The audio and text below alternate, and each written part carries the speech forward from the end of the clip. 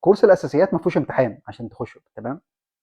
يعني كورس الاساسيات ملوش امتحان، فالامتحان موجود في الماستر بس، تمام؟ بس فده حاجه وده حاجه. ايه بقى حاجه تاني؟ اه،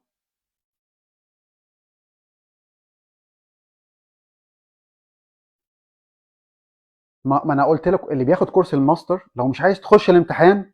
اه، لو اللي بياخد كورس الماستر لو مش عايز تخش الامتحان ما تخشش، مش عايز تنجح ما تنجحش.